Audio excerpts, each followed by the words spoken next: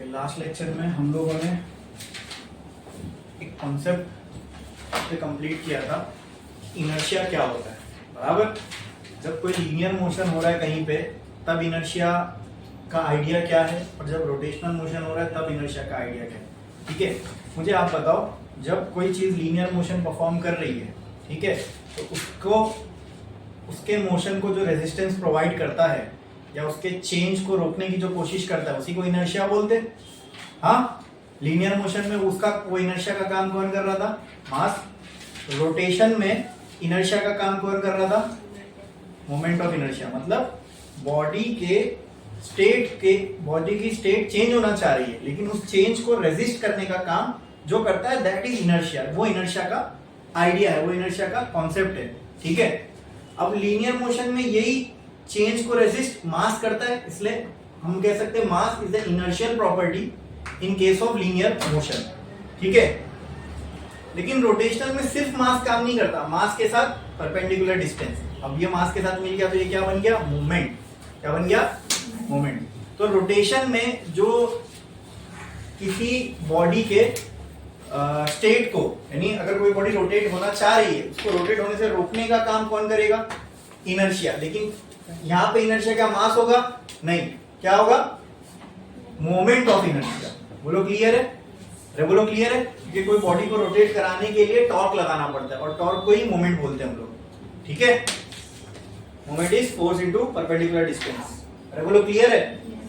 तो moment of inertia हमारे को क्या समझ में आता है? मोमेंट ऑफ इनर्शिया मतलब सर सिर्फ मास नहीं रहेगा, मास से क्या मल्टीप्लाई होगा? Perpendicular distance. बराबर, हमें सोचने पे तो ये लगता है कि मास इनटू परपेंडिकुलर डिस्टेंस होना चाहिए मोमेंट ऑफ इनर्शिया। मतलब समझ में आ रहा है मोमेंट ऑफ इनर्शिया क्या चीज है? मास और साथ में कुछ डिस्टेंस का प्रोडक्ट होगा। राइट, यहां तक हमारी सोच सही है, लेकिन मैथमेटिकली हमारी सोच में थोड़ी सी गड़बड़ है। वो जब हम इक्वेशन से देखेंगे तो और हमको समझ में भी आएगा। मोमेंट ऑफ इनर्शिया को हम रिप्रेजेंट करते हैं आई से। किससे? आई से। और हमारी सोच कहती है मोमेंट ऑफ इनर्शिया होना चाहिए सर मास इनटू डिस्टेंस। ठीक है, but moment of inertia actual होता है मास इनटू डिस्टेंस का स्क्वायर। क्या होता है? अब ये क्यों होता है ये हमको मैथमेटिकली समझ में आएगा। ठीक है, आओ देखते हैं। लीनियर मोशन में बॉडी को अगर मूव कराना है तो वहां क्या लगाना पड़ता है? फोर्स। ठीक है, और रोटेशन करवाने किसी बॉडी को तो उसके लिए क्या लगाना पड़ता है? टॉर्क। ओके, मतलब जो काम लीनियर में फोर्स करेगा वही काम रोटेशन में टॉर्क करेगा। जो काम लीनियर में, चलो यहां में लिखते जाता हूं, जो काम लीनियर में फोर्स करेगा वो रोटेशन में टॉर्क करेगा। जो काम लीनियर में मास करेगा वो रोटेशन में मोमेंट ऑफ इनर्शिया। जो काम लीनियर में ए करेगा, लीनियर एक्सेलरेशन, वो एंगुलर में अल्फा करेगा। जो काम लीनियर में वी करेगा वो ओमेगा करेगा। अगर ये पी लीनियर मोमेंटम है तो एंगुलर मोमेंटम की भी जैसी कोई क्वांटिटी होगी उसको हम एल से रिप्रेजेंट करते हैं। बोलो क्लियर है? हाँ, और कुछ बचा? हाँ, अगर डिस्प्लेसमेंट एक्स है लीनियर में तो वही रोटेशनल में थीटा हो जाता है ना। ये उसके साथ एनालॉगस टर्म है। एनालॉगस मतलब सेम तो नहीं बोल सकते, लेकिन लीनियर में, लीनियर जैसे एंगुलर में कौन से टर्म है तो ऐसे चीज को हम एनालॉगस बोलते हैं। ठीक है, इसके जैसा। आ रही बात समझ में? अच्छा, आप मुझे बताओ फोर्स क्या होता है और टॉर्क क्या होता है? सिंपल, मास की जगह कौन आ जाएगा? आई, और इसकी जगह अल्फा। ठीक है, ठीक है। अब वो देखना, ये देखना। अच्छा, अब आप मेरे को बोलो, अगर मुझे इसी फॉर्मूले से टॉर्क बनाना है, इसी फॉर्मूले से टॉर्क का फॉर्मूला बनाना है तो क्या करूं? टॉर्क का एक और फॉर्मूला होता है, याद है? Torque is equals to force into perpendicular distance. याद है? हाँ, जैसे फैन था, ये फैन था, इस फैन के यहां पर भी हमने फोर्स लगाया, यहां पर भी हमने फोर्स लगाया, लेकिन यहाँ फोर्स लगाने पे फट से घूम गया, यहाँ फोर्स लगाने पे जल्दी नहीं घूमा। तो फोर्स तो हमने यहाँ पर भी मान लो 10 का ही लगाया था और यहाँ पर भी 10 का ही लगाया था। ठीक है, बदला क्या? ये डिस्टेंस यहाँ कम था, ये डिस्टेंस यहाँ पे। तो हमें समझ में आया कोई एक क्वांटिटी है जो फोर्स के साथ डिस्टेंस मल्टीप्लाई करने पे बढ़ जाती है। ठीक है, उस नई क्वांटिटी को हमने नाम दिया टॉर्क। तो टॉर्क क्या फोर्स इनटू डिस्प्लेसमेंट भी होता है। ठीक है, चलो उस फॉर्मूले के हिसाब से टॉर्क के मुझे बताओ, अगर मुझे इस पर टॉर्क बनाना है तो क्या करना पड़ेगा? एफ के साथ क्या करना पड़ेगा? यहाँ पे सिंपल, एफ के साथ क्या मल्टीप्लाई करना पड़ेगा कि इस साइड पे टॉर्क आ जाए? डिस्टेंस। तो कहना है इसे, अच्छा अगर मैं इसके F के साथ यहाँ अगर डिस्टेंस मल्टीप्लाई कर दूं तो मैथमेटिकली यहाँ पे भी करना पड़ेगा, इसको दूंगा तो वो बुरा मान जाएगा, तो multiplying R on both side, तो F इंटू आर करूं मैं यहाँ पे M into A into R, clear है? F इंटू आर क्या हो जाएगा? टॉर्क, क्या हो जाएगा? टॉर्क, ठीक है।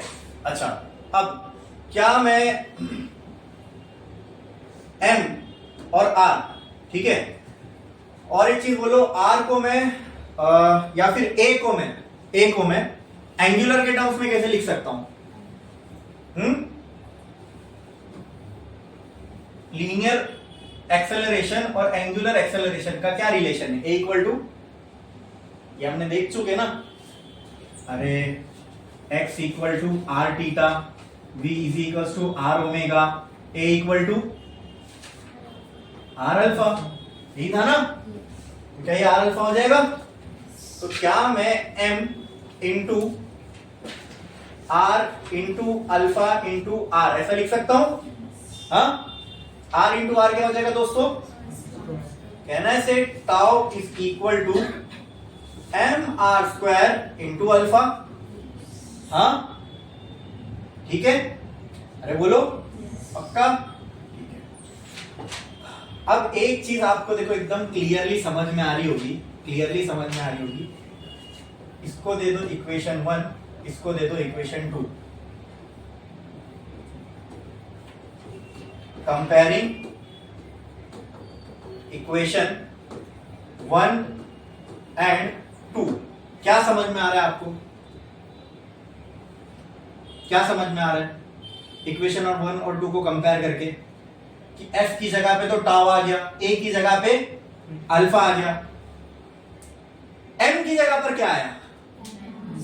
mr स्क्वायर, मतलब जो काम लीनियर में फोर्स कर रहा था वो काम एंगुलर में टॉर्क करेगा, जो काम लीनियर में a कर रहा था वो काम एंगुलर में अल्फा करेगा, जो काम लीनियर में m कर रहा था वो एंगुलर में, and what should be mr square?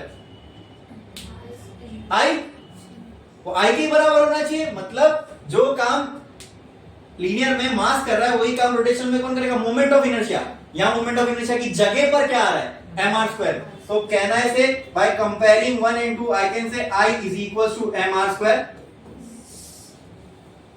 हाँ बस इससे ही समझ में आता है कि I का जो फॉर्मूला है वो क्या होना चाहिए? mr स्क्वायर के बराबर। अरे बोलो क्लियर है? हाँ, वो कॉन्सेप्चुअली हमको ऐसा लगता है सोचने पे कि m इंटू आर खाली होना चाहिए, बट अगर हम एम आर यहाँ पे पुट करेंगे आई की जगह तो ये फॉर्मूला डायमेंशनली करेक्ट नहीं रहेगा, समझ में आ रहा है? यानी यहाँ पर अगर तुम डायमेंशन निकालोगे टॉर्क के, और कोई इक्वेशन के सही होने के लिए लेफ्ट साइड के डायमेंशन और राइट साइड के डायमेंशन सेम होना चाहिए, तभी वो इक्वेशन करेक्ट मानी जाएगी, बराबर? तो अगर यहाँ पे एक आर कम हुआ तो इक्वेशन डायमेंशनली करेक्ट होगी ही नहीं, आप चाहे तो चेक करके देख सकते हो जाके, ठीक है? अरे बोलो क्लियर है? तो अच्छा, एक तो उससे भी हमें समझ में आया कि जब मान लो किसी ने, आपने सोचा रहे सर m इंटू आर, तो किसी ने m इंटू आर रख के भी देखा, ठीक है, बट वो इक्वेशन डायमेंशनली करेक्ट नहीं आ रही थी, तो इसका मतलब हम जो सोच रहे हैं वो ठीक है, मास और डिस्टेंस का प्रोडक्ट होना चाहिए मोमेंट ऑफ इनर्शिया, लेकिन सिर्फ डिस्टेंस का प्रोडक्ट नहीं बल्कि मास के साथ डिस्टेंस के स्क्वायर का प्रोडक्ट होना चाहिए मोमेंट ऑफ इनर्शिया। आई बात समझ में? अरे बोलो क्लियर है? वो हमें जब हमने इस इक्वेशन में रखा तो डायमेंशन मैच ही नहीं हुए, फिर हमने चेक किया हाँ भाई यहाँ पे एक लेंथ के डायमेंशन की कमी है, तो लेंथ का डायमेंशन हमने यहाँ लगा दिया। अरे बोलो क्लियर है? पक्का समझ में आया? हाँ क्लियर? तो यहां से हमें क्लियर समझ में आ रहा है कि मोमेंट ऑफ इनर्शिया का मैथमेटिकल रिलेशन क्या हो सकता है? m इंटू आर या फिर एम आर स्क्वायर। कैसे समझ में आया? ठीक है, एक और तरीके से समझाता हूं, चलो। काइनेटिक एनर्जी क्या होती है?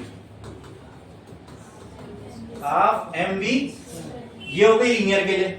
अब मुझे ये रोटेशनल के लिए बताओ, अगर काइनेटिक एनर्जी निकालना हो तो फॉर रोटेशनल क्या होगी? हाफ आई ओमेगा स्क्वायर, यही होगी, ठीक है। चलो अब इसमें करके देखते हैं। मुझे kinetic energy will be equal to, क्या मैं यहां पे v की जगह पर v equal to R omega होता है। क्या मैं v की जगह पर आर ओमेगा लिख सकता हूं? Double square. तो कहना है kinetic energy will be equal to half M R square omega square. Compare करो, कंपेयर करो, ठीक है। ये मुझे रोटेशन की काइनेटिक एनर्जी आई, ये मुझे ट्रांसलेशन या फिर लीनियर मोशन की काइनेटिक एनर्जी आई। काइनेटिक एनर्जी की जगह वो है, हाफ की जगह वो है, वहां लीनियर वेलोसिटी है, एंगुलर वेलोसिटी, वहां पे मास है, यहाँ पे मास की जगह कौन आ रहा है?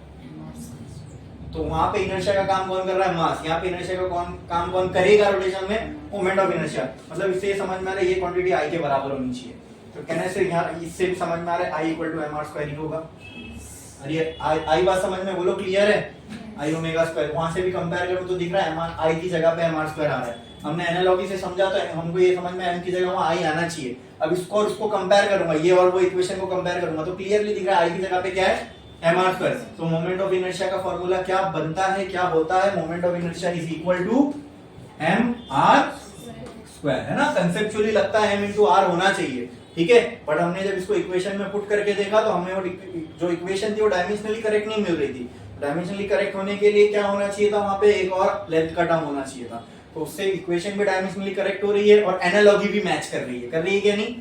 हाँ, बोलो, समझ में आया? तो what is moment of inertia?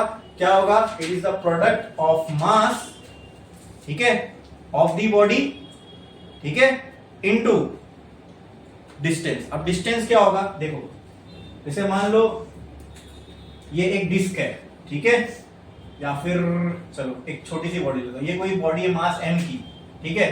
ये ऐसे ऐसे गोल गोल गोल गोल चक्कर काट रही है, मान लो इस एक्सिस के अराउंड, ठीक है। तो ये r क्या होता है? r वही होता है distance between the axis about which the body is performing rotational motion, okay, ठीक है। जो एक्सिस है जिसके about body rotational motion perform कर रही है, वहां से लेके बॉडी तक का जो डिस्टेंस है उसी को हम क्या कहते हैं? r। अरे बोलो क्लियर है? समझ में आया?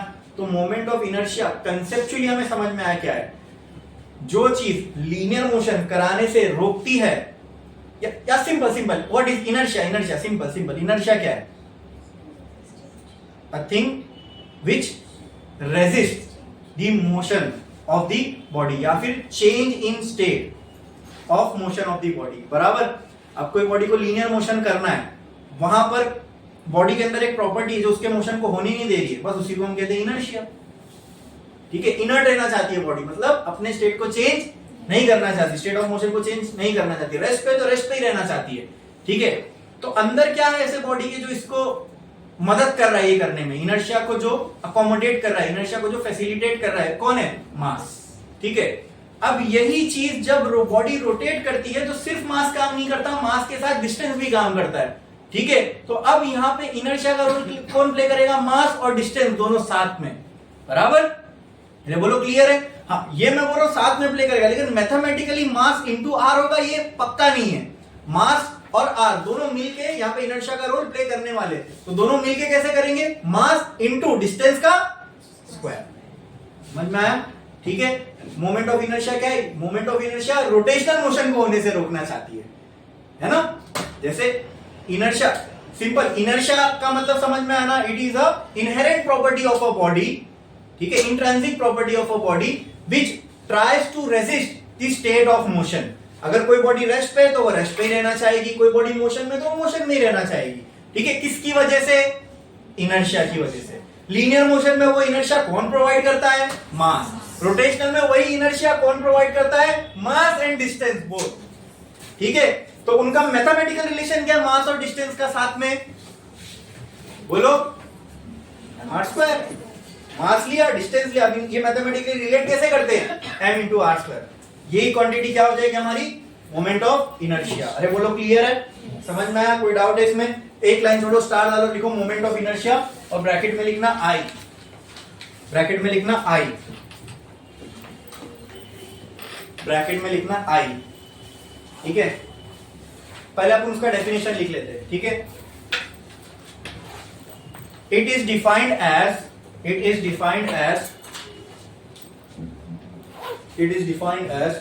the product of mass and square of distance of the body from the axis of rotation.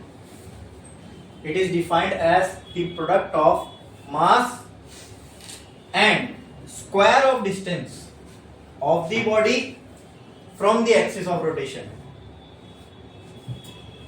From the axis of rotation. अब ये एकदम ध्यान से समझ लो दोस्तों, जो कॉन्सेप्ट मैंने इनर्शिया का आप लोगों को समझाया ये आप लोगों को बुक्स में नहीं मिलेगा, ठीक है, और बहुत रेयरली आपको किसी वीडियोस वगैरह में मिल जाए। Clear clear.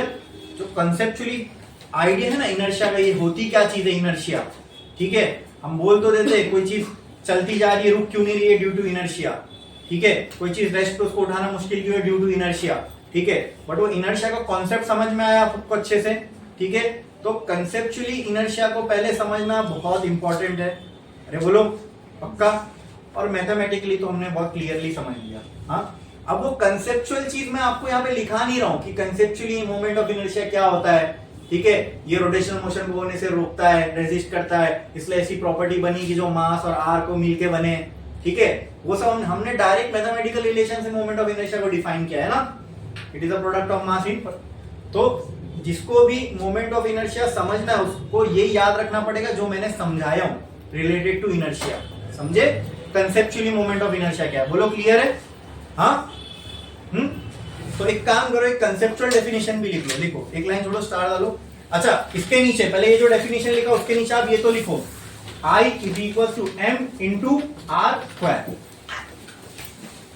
m into r square लिखो पहले। ये जो अभी डेफिनेशन लिखे उसके नीचे ये लिखो, I is equals to m into r square।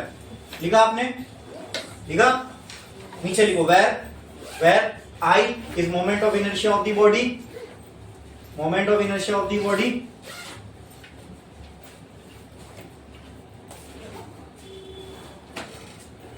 दूसरा m मास ऑफ बॉडी, और तीसरा r distance between body and axis of rotation. तीसरा distance between body and axis of rotation, ठीक है। लिखे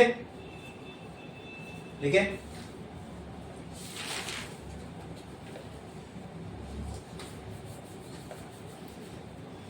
moment, conceptual definition of moment of inertia ऐसा लिखो।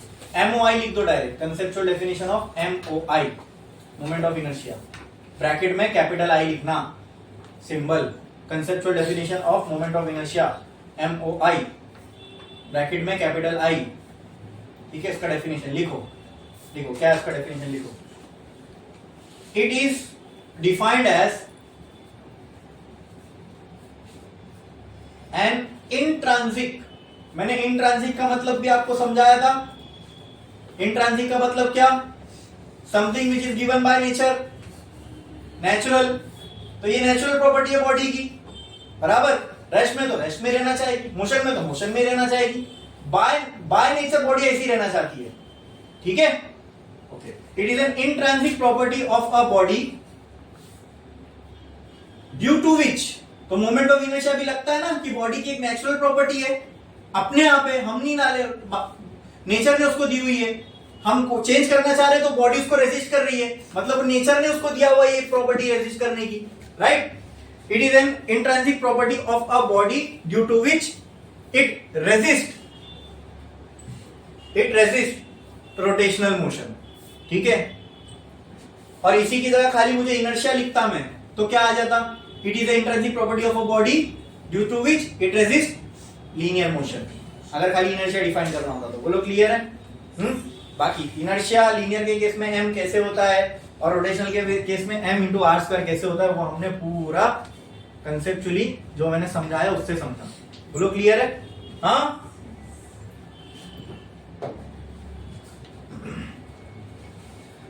एक लाइन छोड़ो, स्टार डालो और लिखो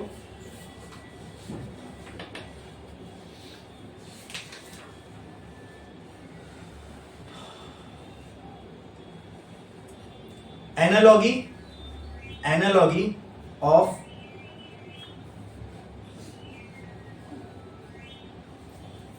मोमेंट ऑफ इनर्शिया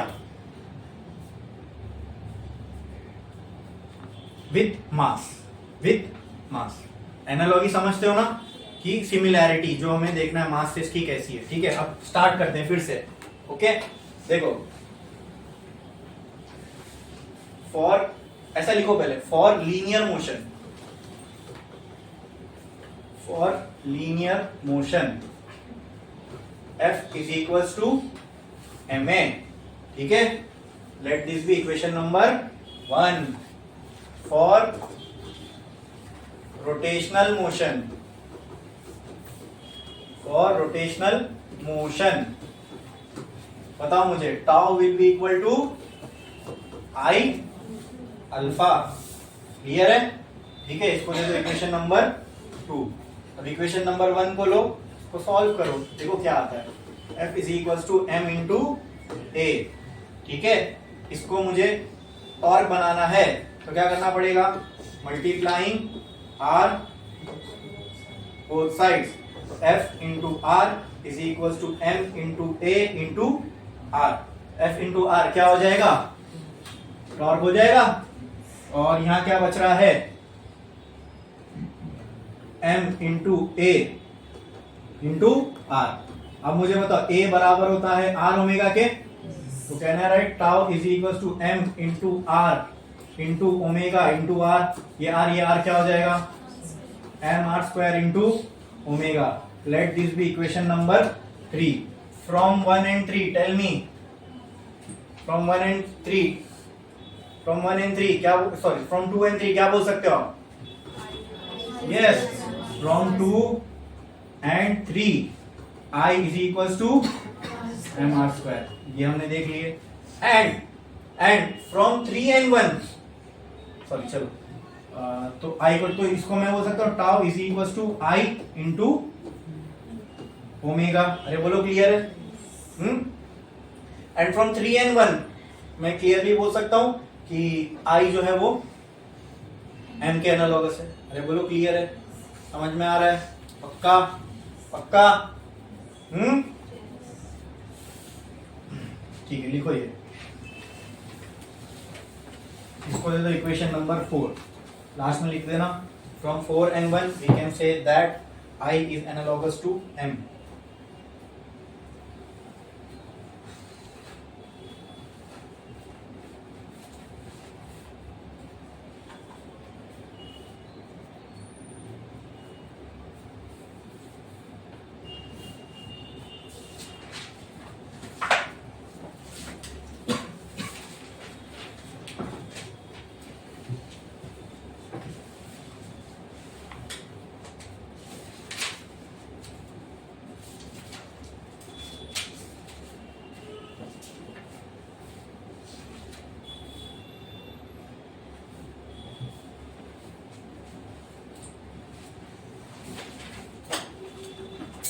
क्या लिख के लिखो जल्दी।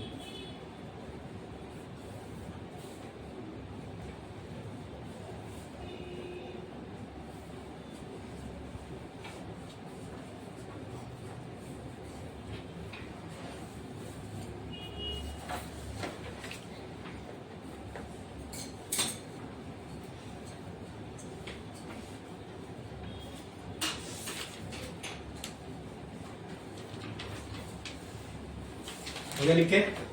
ठीक है, चलो अब मैं आपसे सवाल पूछ रहा हूं, इसका मुझे जवाब दो। ये एक छोटा सा पार्टिकल या बॉडी है जिसका मास m है। ठीक है, ये एक एक्सिस है, इस एक्सिस के अराउंड ये ऐसे गोल गोल गोल गोल घूम रहा है। ठीक है, ठीक है, आपको इस बॉडी का मोमेंट ऑफ इनर्शिया बताना है और इन दोनों के बीच का डिस्टेंस जो है वो r है। तो बताओ क्या होगा? Simple, I is equal to m r square. Clear? कोई डाउट है? पक्का? ठीक है, एकदम सिंपल था। अब ये एक बॉडी है तो इसके लिए निकालना, एक मास था, ठीक है, एक्सिस से कुछ डिस्टेंस दूर था, तो उसके लिए मोमेंट ऑफ इनर्शिया निकालना आसान था। लेकिन ये एक सिंगल पार्टिकल हो, एक सिंगल पार्टिकल आइसोलेट करके हमने, आइसोलेट मतलब अभी मान लो ये मोबाइल, इसको अकेले को मैंने एक पार्टिकल माना, तो इसका मास क्या होगा m। ये ऐसे गोल गोल गोल गोल घूम रहा है, मान लो ये एक्सिस है, इसके अराउंड ऐसे गोल गोल गोल घूम रहा है, राइट। ये ऐसे देखो गोल गोल गोल गोल घूम रहा है, ठीक है। ये मास है और इसका डिस्टेंस जो भी इस एक्सिस से है उसका स्क्वायर मैं मल्टीप्लाई कर दूंगा तो मुझे इसका क्या मिल जाएगा, मोमेंट ऑफ इनर्शिया, यानी वो चीज जो इसके रोटेशन को करने से रोक रही थी, बराबर, ठीक है। अब ये एक मास के लिए निकालना तो आसान है, ठीक है। अगर कोई बॉडी बहुत सारे मासेस से बनी हो, जैसे कि मान लो मेरे पास ऐसी कोई एक बॉडी है, एक सॉलिड बॉडी है, ठीक है, एक सॉलिड बॉडी है, ओके। अब क्या ये सिर्फ एक मास से बनी है? नहीं, इसमें करोड़ों छोटे छोटे छोटे छोटे छोटे छोटे मास होंगे, ठीक है। अच्छा, अगर मान लो ये बॉडी ऐसे गोल गोल गोल गोल घूम रही है इस एक्सिस के अराउंड, यहाँ पे एक एक्सिस है, इसके अराउंड ये बॉडी ऐसे गोल गोल घूम रही है।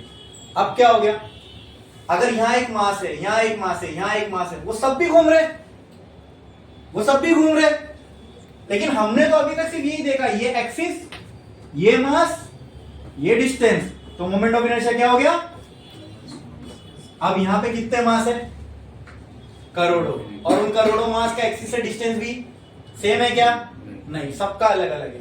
हाँ, ये हो सकता है ये लाइन पे जितने मास होंगे उनका एक्सिस से डिस्टेंस बराबर हो, ये लाइन पे, लेकिन ऐसे करोड़ों मास होंगे, करोड़ों का डिस्टेंस, मान लो ये वाले का R1 है, ये वाले का डिस्टेंस R2 है, ये वाले का R3 है, ये वाले का R4 है, बराबर, ठीक है। अब कैसे निकालो मोमेंट ऑफ इनर्शिया,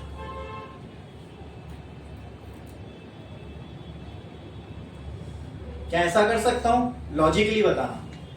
मैंने इसका मोमेंट ऑफ इनर्शिया निकाला, ये मान लो मैंने मान लिया मास m1 है, तो इसका मोमेंट ऑफ इनर्शिया को मैं I1 बोल सकता हूं। इसका मोमेंट ऑफ इनर्शिया क्या होगा बताओ, वो निकालना आसान है, सिंगल मास का क्या होगा, ये m1 मास है और इसका डिस्टेंस एक्सिस से R1 है, क्या होगा, मान लो इसके जस्ट बाजू में m2 रखा हुआ है, तो उसका मोमेंट ऑफ इनर्शिया I2 हो जाएगा, तो वो क्या, उसका मोमेंट ऑफ इनर्शिया क्या हो जाएगा,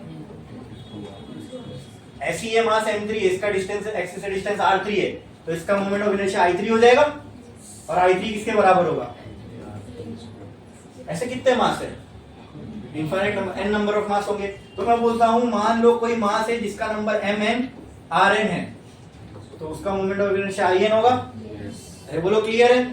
क्या मैं इन सारे मोमेंट ऑफ इनर्शिया को ऐड कर दूं तो क्या मुझे पूरी बॉडी का मोमेंट ऑफ इनर्शिया मिलेगा, बस ये लॉजिक क्या समझ में आ रहा है।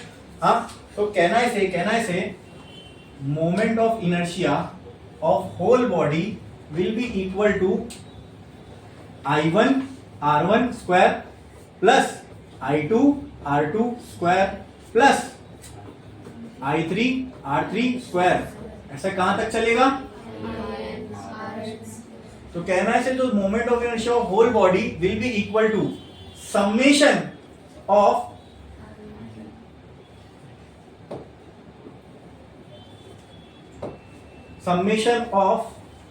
mn rn स्क्वायर, बोलो क्लियर है। अब n मैंने वहां यूज किया हूं, इसके लिए मैं इसको बोल देता हूं mi ri स्क्वायर, और मैं यहां ये लिख देता हूं i शुरू होगा 1 से और i की वैल्यू खत्म कहां होगी, n पे, समझ में आया।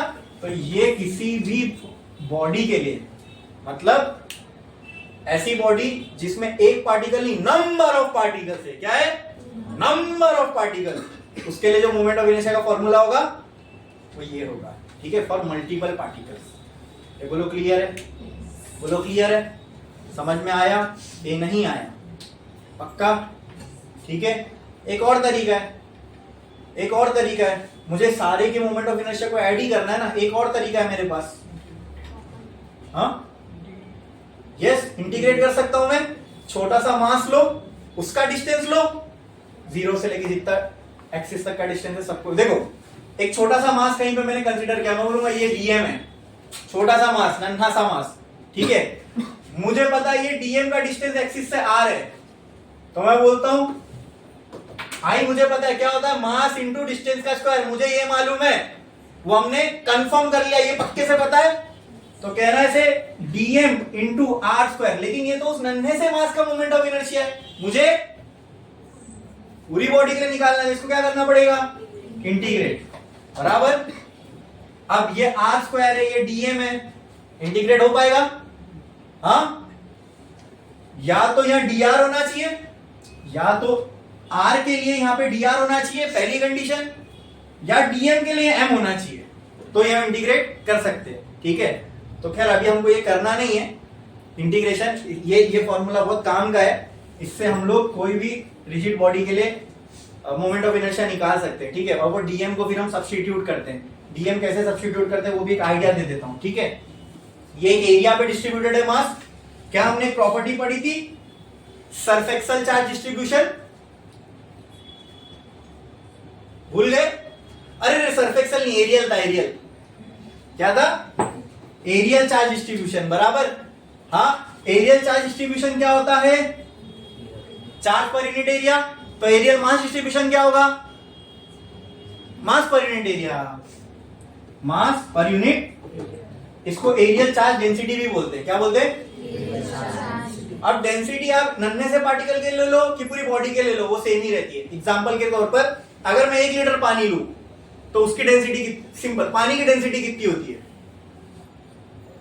1000 kg पर मीटर क्यूब, ठीक है। अगर मैं चुल्लू भर पानी लूं तो उसकी डेंसिटी भी 1000 होगी, और 10,000 लीटर पानी लूं तो उसकी भी डेंसिटी वही होगी। तो मैं मास dm लूं या टोटल मास इस बॉडी का m मान लो वो लूं, dm, ठीक है, बाय dA भी सिग्मा ही होगा, और total mass upon total area भी सिग्मा ही होगा, ठीक है। तो dm की जगह मैं सिग्मा इंटू dA लिख सकता हूं, वो सब डेरिवेशन में देखेंगे, वैसे ही dm को, फिर एरिया को हम रेडियस के टर्म्स में लिखेंगे तो वो dr हो जाएगा, समझे, फिर इंटीग्रेट कर सकते हैं। लेकिन मुझे मेजरली आपको दोनों फॉर्मूले से इंट्रोड्यूस कराना था, ठीक है। एक सिंगल मास हो तो उसके लिए मोमेंट ऑफ इनर्शिया इजी निकालना है, mr स्क्वायर, खत्म, मास डिस्टेंस का स्क्वायर, फिनिश। लेकिन अगर एक रिजिड बॉडी है, रिजिड बॉडी का मतलब कोई एक बॉडी है, ठीक है, वो पूरी बॉडी रोटेशन कर रही है, अब वो बॉडी जो है सिंगल मास से तो नहीं बनी है, उसमें करोड़ों मास है, अब उन करोड़ों मास का मोमेंट ऑफ इनर्शिया निकालोगे तब पूरी बॉडी का मोमेंट ऑफ इनर्शिया निकलेगा। तो दो तरीके हैं, पहला ये वाला लंबा, दूसरा आसान तरीका है, वो क्या, छोटा सा मास कहीं भी ले लो बॉडी पे, उसका डिस्टेंस एक्सिस से आप कुछ r बोल सकते हो, ठीक है, बस वो dm इंटू आर स्क्वायर को इंटीग्रेट कर दो, मिल गया मोमेंट ऑफ इनर्शिया। समझ में आया, क्लियर है। अब इसको साफ सुथरे तरीके से लिखते हैं, ठीक है, एक लाइन छोड़ो, स्टार डालो और लिखो moment of inertia for a rigid body, for a rigid body.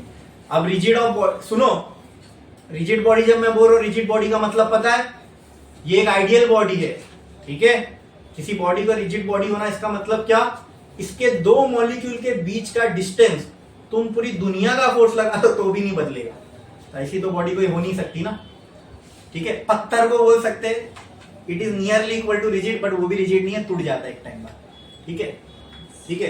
Rigid body का मतलब क्या, कि जैसे मान लो ये मोबाइल है, इसके अंदर बहुत सारे मॉलिक्यूल होंगे, मान लो यहाँ एक मॉलिक्यूल है, यहाँ एक मॉलिक्यूल है, मैं कह रहा हूँ इस पर मैं कितना भी कंप्रेसिव फोर्स लगाऊं या कितना भी टेंसाइल फोर्स लगाऊं, ये दो मॉलिक्यूल के बीच का डिस्टेंस चेंज ही नहीं होगा। ऐसा होगा क्या, नहीं, खींचने लगूं तो एक टाइम आएगा जब ये मोबाइल ऐसा खींचता चला जाएगा, बैंड करूं तो ऐसा बैंड हो जाएगा, कंप्रेस करूं तो वो दो मॉलिक्यूल के बीच का डिस्टेंस भी चेंज होगा। मैं बोल रहा हूँ रिजिड का मतलब क्या, ये कुछ भी हो जाए, दो मॉलिक्यूल के बीच का डिस्टेंस कभी चेंज ही नहीं होगा, ऐसी बॉडी को बोलते हैं रिजिड बॉडी, ठीक है।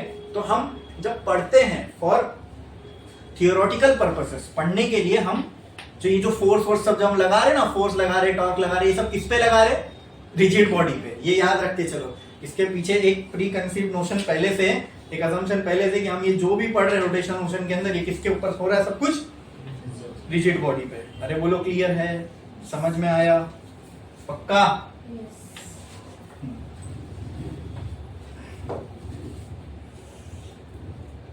अब ये मैं क्या करना था, ये moment of inertia for a rigid body देखना है। अच्छा, क्या यहाँ सिर्फ एक पार्टिकल है, जैसे एक मास था, एक एक्सिस थी, तो ये सिंगल पार्टिकल था, ठीक है। अगर मैं ऐसा करूं, ये एक्सिस है, यहाँ एक मास है m1, इसका डिस्टेंस एक्सिस से r1, यहाँ एक मास है m2, इसका डिस्टेंस है r2, ठीक है। मैं बोलूंगा, आप बताओ m1 का मोमेंट ऑफ इनर्शिया क्या, आप बोलोगे m1 r1, ठीक है। और m2 का मोमेंट ऑफ इनर्शिया क्या है, तो आप बोलोगे I2 m2 r2 का स्क्वायर। लेकिन अब यहाँ करोड़ों पार्टिकल लेके आ जाओ तो ये तो एक पार्टिकल दो पार्टिकल तक हम आसानी से कर सकते, लेकिन करोड़ों पार्टिकल आ जाए तो वहां दिमाग खराब हो जाएगा, है क्या नहीं? बोलो। ऐसे ऐसे सिस्टम को जिसमें बहुत सारे पार्टिकल हो उसको हम कहते हैं सिस्टम ऑफ पार्टिकल्स। क्या कहते हैं? तो मैंने कहा ना, आपका ये जो चैप्टर है रोटेशनल डायनेमिक्स, वो सर्कुलर मोशन और सिस्टम ऑफ पार्टिकल्स का कॉम्बिनेशन है। ठीक है, उसमें से सर्कुलर मोशन का पार्ट हमने कंप्लीट कर लिया था, अब हम सिस्टम ऑफ पार्टिकल्स का पार्ट देख रहे हैं। ये तो देखे ना हमने, करोड़ों पार्टिकल्स है, तो ये क्या हो गया, एक सिस्टम ऑफ पार्टिकल हो गया। अब उस सिस्टम ऑफ पार्टिकल का मोमेंट ऑफ इनर्शिया हम निकाल रहे हैं, बराबर। इस पे फोर्स लगेगा तो किस पे, अगर किसी बॉडी पे फोर्स लगेगा, रिजिड बॉडी पे, तो क्या वो बॉडी पे लगेगा?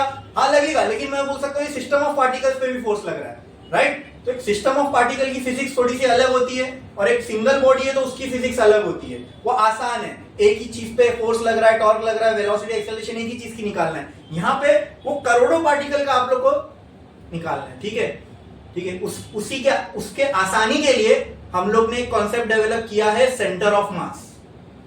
जब एक बॉडी, उसमें करोड़ों मास है, तो अब जब तुम फोर्स लगाओगे उन करोड़ों मास पे लगेगा, तो तुम किसी बॉडी की वेलोसिटी निकालोगे कैसे? निकालने में जन्मों जन्मों चले जाएंगे। इसलिए 11th में आपने कॉन्सेप्ट पढ़ा होगा सेंटर ऑफ मास का। सेंटर ऑफ मास का कॉन्सेप्ट हमने निकाला इसलिए कि हम किसी रिजिड बॉडी के ऊपर जो फोर्स एक्ट कर रहा है उसको हम इजीली निकाल पाए। तो हम क्या इमेजिन करते हैं मालूम? अगर इस मोबाइल पे मैं फोर्स लगा रहा हूं ना, तो मैं ये नहीं सोचूंगा कि इसके करोड़ों पार्टिकल पे फोर्स लग रहा है। इसका मैं सेंटर ऑफ मास निकाल लूंगा, वो एक पॉइंट होगा, और मैं ये इमेजिन करूंगा उस एक पॉइंट पे सारा फोर्स लग रहा है। तो अब ये बॉडी को पूरा मैंने एक पॉइंट मान लिया, मतलब पॉइंट मास।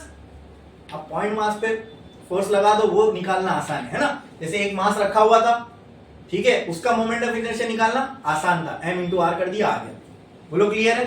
हाँ, यहाँ पे हम जो बात करने जा रहे हैं अभी वो किसके लिए? सिस्टम ऑफ पार्टिकल्स के लिए। किसके लिए? एक रिजिड बॉडी है, जैसे मान लो यहाँ पे मैंने ले लिया, ये एक रिजिड बॉडी है, ठीक है, इसकी कुछ थिकनेस भी है, लेट्स से, ठीक है।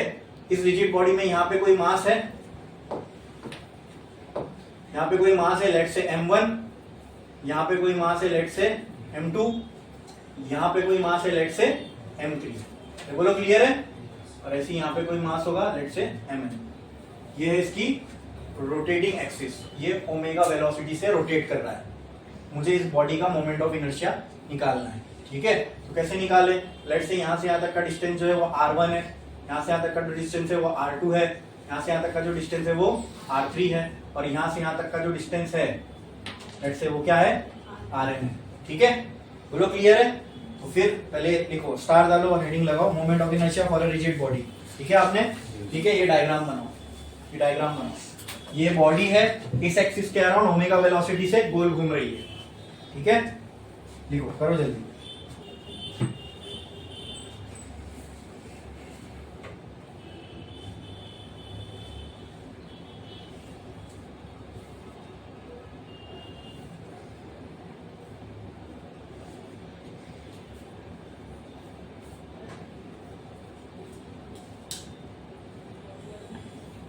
लिखा आपने?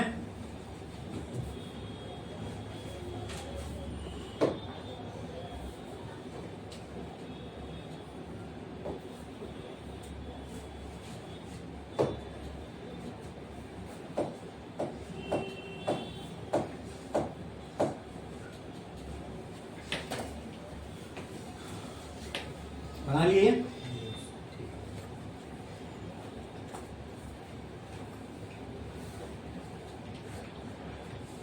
अब इसके नीचे लिखो,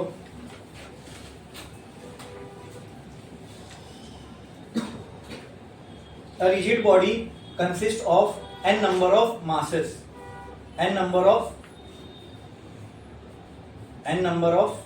small mass, n number of small mass, n number of small mass, ठीक है, n number of small mass। Next point लिखो, next point, in order to calculate moment of inertia, in order to calculate moment of inertia of a rigid body,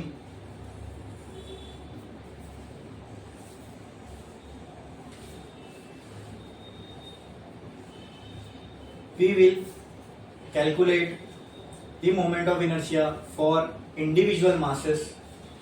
We will calculate the moment of inertia for individual masses and do summation for it and do summation for it which is as follows.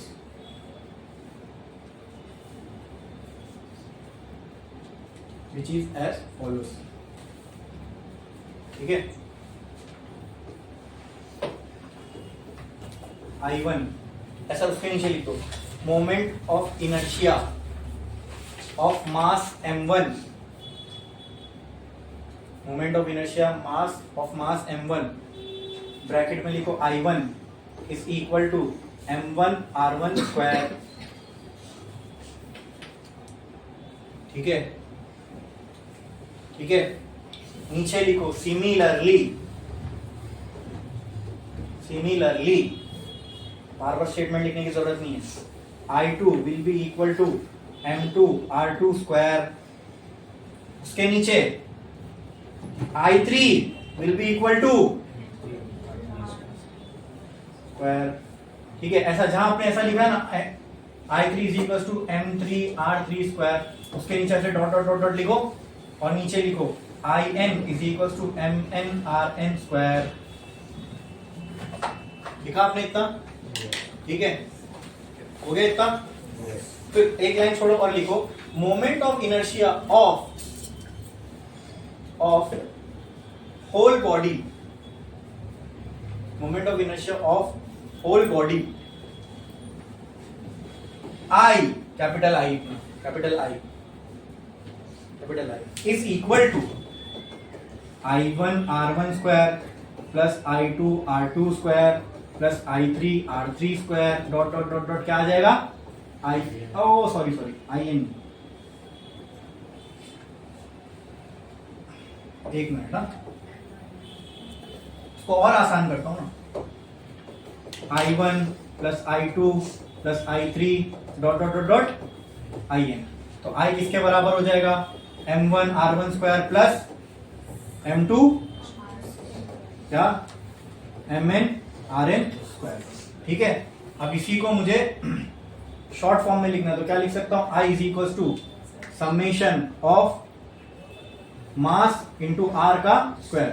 मास के नीचे I, r के नीचे I लिख दिया मैंने. यहाँ पे I की वैल्यू कहां से स्टार्ट होगी 1 से और I की वैल्यू कहां तक जाएगी n तक. तो ये मेरा फॉर्मूला हो गया moment of inertia for whole body. लिखो. ठीक है, इसके बाद ये दोनों, फिर उसके बाद ये लिखो.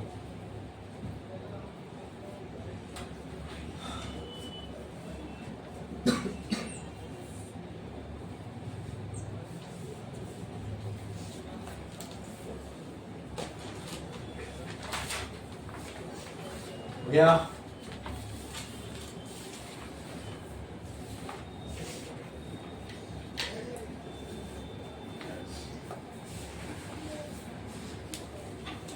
एक लाइन छोड़ो, स्टार डाउन लिखो. Moment of inertia of a rigid body using integration. Moment of inertia of a rigid body using integration. Moment of inertia of a rigid body using integration.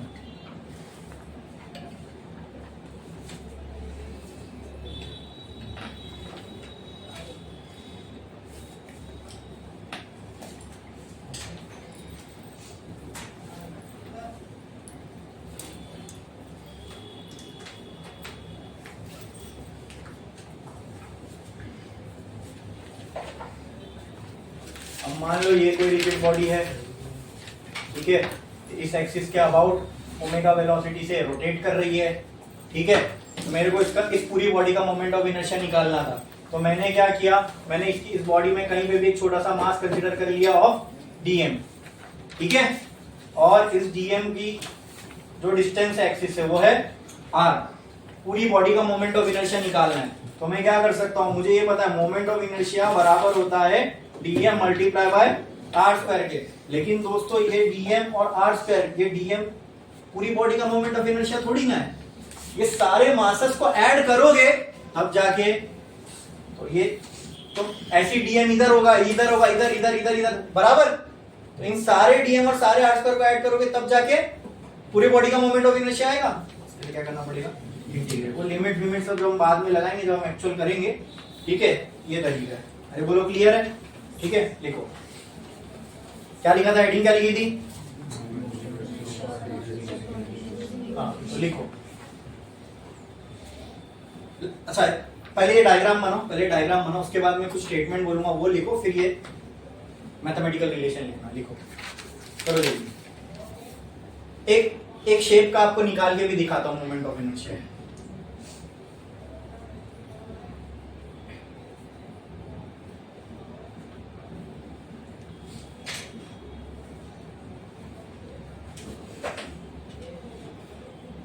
सोचोगे आप सर ये कैसे integrate करके निकालेंगे, तो हम एक डिस्क का निकाल के देखेंगे। हो गया ये, हाँ ये खाली डायग्राम बना लिए। लिखो देखो, late us consider a dm mass inside a body kept at let us consider a dm mass inside a body at distance r. Let us consider a dm mass inside a body at distance r from rotating axis, from rotating axis, from rotating axis, from rotating axis.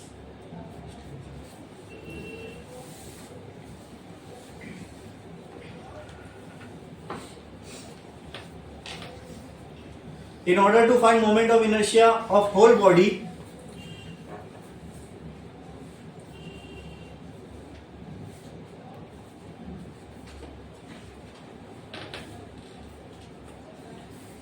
we need to integrate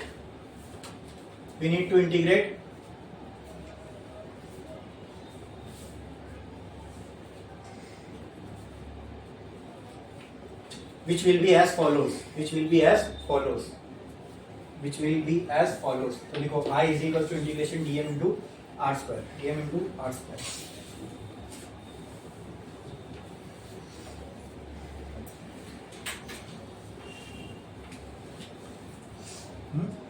अब ये use करके हम लोग एक object का moment of inertia निकालते हैं। चलो ठीक है, मैंने एक डिस्क लिया। डिस्क क्या होती है समझते हो, 5 रुपए का कॉइन इज अ डिस्क, 10 रुपए का कॉइन इज अ डिस्क, ठीक है। एक होती है प्लेट, उस प्लेट को थिकनेस दे दो तो हो जाती है डिस्क, ठीक है। ये डिस्क है, ये थी प्लेट, इसको मैंने कुछ थिकनेस दे दिया, ये हो गई डिस्क, हम लोग इसका मोमेंट ऑफ इनर्शिया तो निकाल रहे, लेकिन ये भी याद रखना हम इसका मोमेंट ऑफ इनर्शिया निकाल रहे अबाउट COM। अब ये COM क्या है, इसलिए सिस्टम ऑफ पार्टिकल जब पढ़ते हैं तो सेंटर ऑफ मास सबसे पहला टॉपिक होता है। सेंटर ऑफ मास एक पॉइंट होता है बॉडी में, सिंपल। सेंटर ऑफ मास क्या होता है, एक पॉइंट होता है बॉडी में जहां हम अज्यूम कर सकते हैं कि बॉडी का सारा मास कॉन्सेंट्रेटेड है, ठीक है। उस पॉइंट को बोलते हैं सेंटर ऑफ मास। अब ये सेंटर ऑफ मास मैंने इमेजिन किया, इस सेंटर ऑफ मास से एक लाइन जा रही है, इसको मैं बोल दिया एक्सिस, है ना। सेंटर से पास होती हुई एक लाइन है, उसको मैंने बोल दिया एक्सिस। अब इस एक्सिस के अबाउट ये डिस्क गोल घूम रही है ओमेगा वेलोसिटी से, समझे। ये जो एक्सिस है, अब जो भी मैं डिस्टेंस लूंगा इसके पार्टिकल्स का, वो कहां से लूंगा, इस एक्सिस से। ये रोटेटिंग एक्सिस है ना, रोटेटिंग एक्सिस पास कहां से हो रही है, ये जो पॉइंट है इसका, ये क्या है, COM। डिस्क के लिए सेंटर ऑफ मास सेंटर में ही लोकेट होता है, डिस्क के लिए सेंटर ऑफ मास सेंटर में ही लोकेट होता है। बोलो क्लियर है, समझ में आया। तो मैं आपसे क्या कह रहा हूं कि एक रोटेटिंग एक्सिस है, जो सेंटर ऑफ मास से पास हो रही है, और डिस्क उस एक्सिस के अबाउट घूम रही है, मतलब मैंने इसको फिक्स कर दिया यहीं सेंटर में और घुमा रहा हूं। तो जितने भी पार्टिकल घूमेंगे क्या इस एक्सिस के अराउंड ही घूमेंगे। जो भी डिस्टेंस लोगे आर आप मास का, वो इसी एक्सिस से लोगे, तो रोटेटिंग एक्सिस क्या हो गई, ये हो गई। From where is this rotating axis passing, centre of mass. तो जो मोमेंट ऑफ इनर्शिया निकलेगा उसको हम कहेंगे ICOM, समझे। है वो मोमेंट ऑफ इनर्शिया, लेकिन नाम उसके आगे COM क्यों लगा रहे, क्योंकि वो रोटेटिंग एक्सिस जिसके अबाउट पार्टिकल रोटेट कर रहे हैं वो कहां से पास हो रही है, अच्छा, इसके अलावा मैं यहां एक एक्सिस ले लेता, मतलब मैं इस डिस्क को यहां पिवट ना करते हुए, जहां पिवट कर दिए वही रोटेटिंग एक्सिस हो गया, इसको यहां पिवट ना करते हुए यहां पिवट कर देता, तो ये ऐसा ऐसा घूमता, मतलब समझ रहे हो, ये ऐसा पूरा घूमता, ठीक है। उसके लिए मोमेंट ऑफ इनर्शिया अलग आता, उसके लिए फिर एक अलग थ्योरम लगेगा, पैरेलल एक्सिस थ्योरम, वो हमको आगे देखेंगे। बोलो क्लियर है? हाँ, तो अभी हमको क्या देखना है, एक डिस्क है, ठीक है, इसका सेंटर ऑफ मास यहाँ सेंटर में लोकेट होता है। अरे बोलो क्लियर है? ये इसकी रोटेटिंग एक्सिस है, ये डिस्क जो है ऐसे घूम रही है ओमेगा वेलोसिटी से। बोलो क्लियर, समझ में आया? इसका हमें मोमेंट, अब इसमें करोड़ों पार्टिकल होंगे, हमको इन करोड़ों पार्टिकल का मोमेंट ऑफ इनर्शिया को ऐड करोगे तब ये पूरे डिस्क का मोमेंट ऑफ इनर्शिया मिलेगा, बराबर। लेकिन मैं वो तो कर नहीं सकता, इम्पॉसिबल है, तो इसके लिए हमें क्या करना पड़ेगा, लॉजिकली ये समझ में आया तो वो करना चाहिए, लेकिन करोड़ों पार्टिकल को पकड़ पकड़ के उसका मोमेंट ऑफ इनर्शिया निकाल सकते हो क्या? नहीं। तो हम क्या करेंगे, इस डिस्क पे कहीं पे भी क्या कर लो, एक डीएम का एलिमेंट काट लो, ठीक है। मैंने क्या किया, यहां से कुछ डिस्टेंस दूर आर आया और यहां पे एक छोटी सी पट्टी काट लिया, पट्टी कटेगी ना, अरे ये डिस्क है, तो यहां से जब ऐसा एक टुकड़ा निकालोगे मास का, मतलब आपने समझे, ये कैसा बताऊं,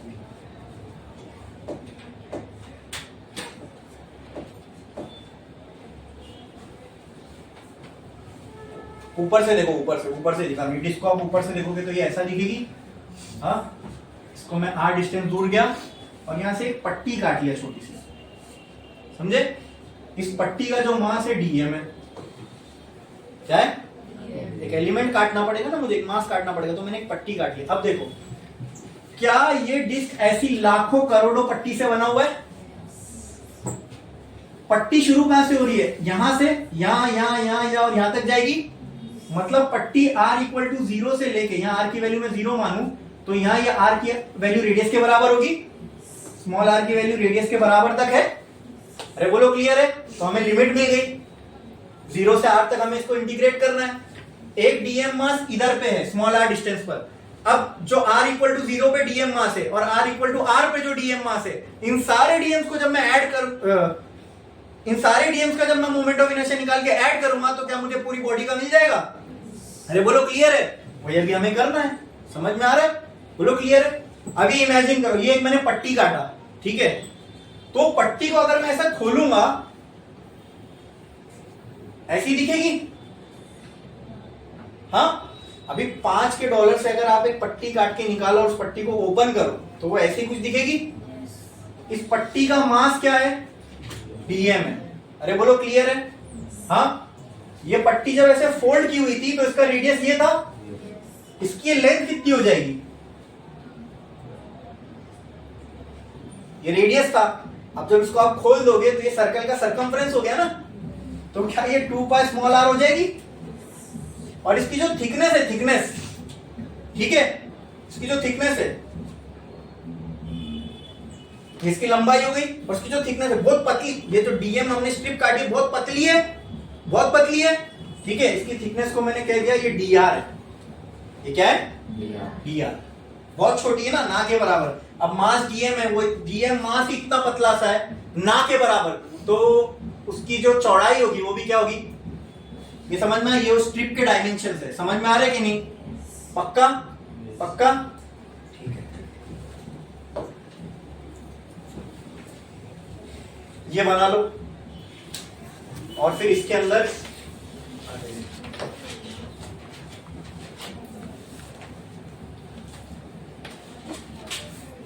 डीएम मास की रिंग, ठीक है, क्या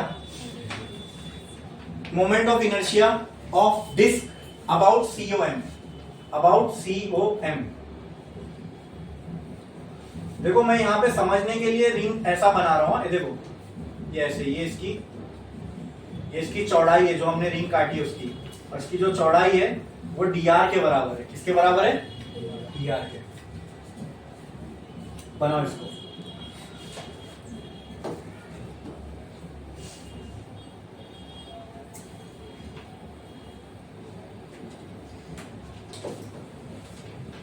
बनाओ जल्दी।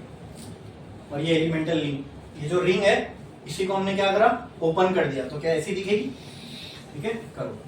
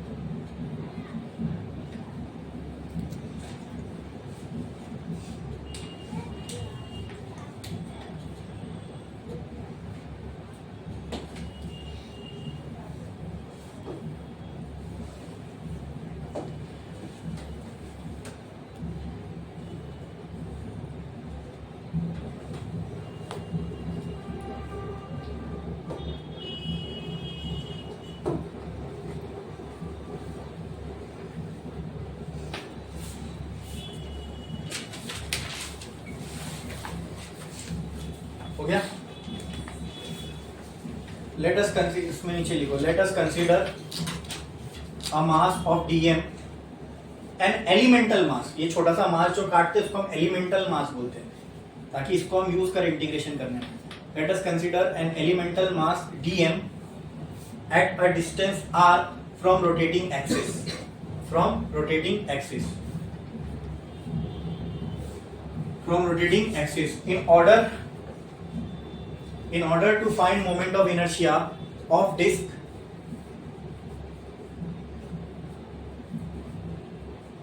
in order to find moment of inertia of disk, we need to integrate the moment of inertia of elemental mass, है ना?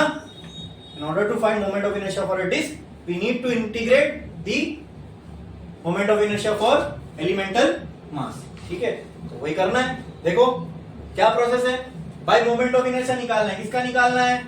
पूरी बॉडी का। ये निकालने के लिए क्या करोगे? एलिमेंटल मास का मोमेंट ऑफ इनर्शिया। क्या होगा इसका मोमेंट ऑफ इनर्शिया बताओ?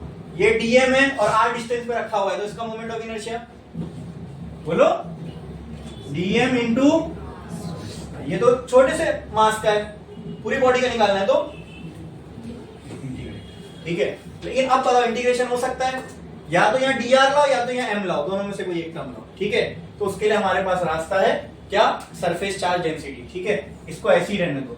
अब आप मुझे बताओ दोस्तों मुझे ये बताओ, क्या सिग्मा बराबर होता है dm बाय dA के? हाँ, तो क्या dm को मैं लिख सकता हूं सिग्मा इंटू dA? हाँ बोलो, ये याद रखो। अब क्या बचा? dA। क्या बचा? dA क्या होगा? छोटा सा एरिया। छोटा सा एरिया मतलब ये छोटा सा एरिया किसका होगा? एलिमेंटल मास का कि पूरी बॉडी का? तो ये है एलिमेंटल मास। आ जाओ इस पे, क्या यहीं से आपको dA मिलेगा? What is area?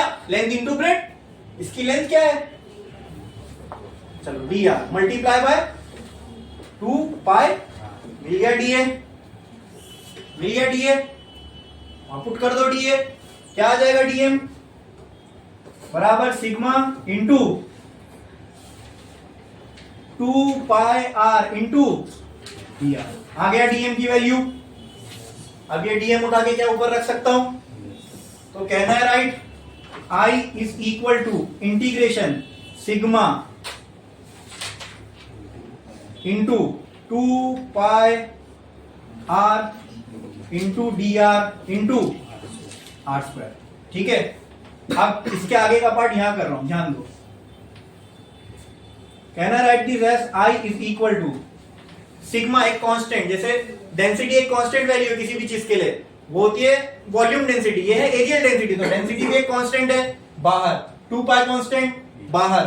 हाँ, r कांस्टेंट नहीं है क्योंकि r कोई रेडियस के साथ ही एलिमेंट की लेंथ, जैसे जैसे रेडियस बड़ा होगी एलिमेंट का डिस्टेंस एक्सिस से बढ़ता जाएगा, तो r को हम बाहर नहीं रख सकते, r वेरिएबल है। अच्छा, लेकिन ये r और ये r क्या हो जाएगा? r क्यूब बराबर, और जो जो कांस्टेंट है बाहर रखो, क्या आएगा? सिग्मा 2 पाई बराबर सिग्मा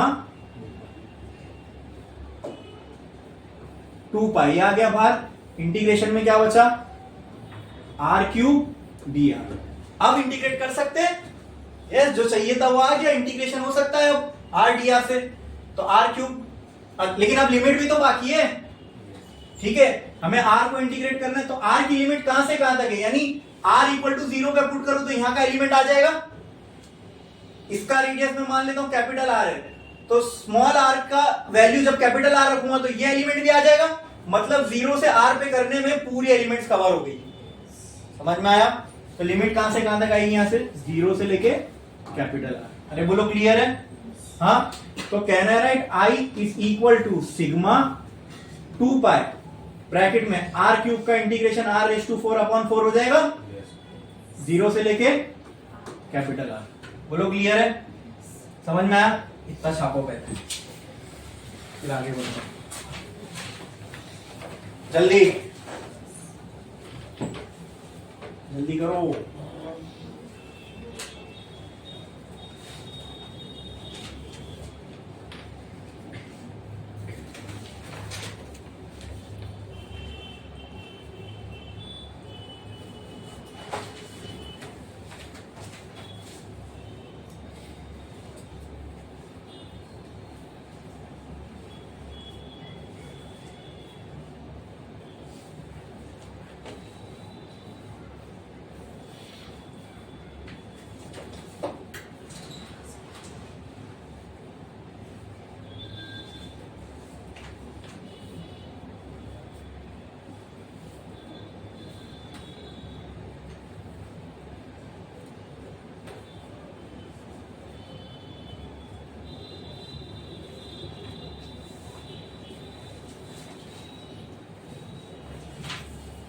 डायग्राम के बाजू में ये एलिमेंटल लेंथ बना लो और इसका एरिया भी वहीं लिख लो, ठीक है, ताकि तुम डेरिवेशन करोगे तो तुम एरिया की वैल्यू डायरेक्ट वहां यूज कर सकते हो। करो।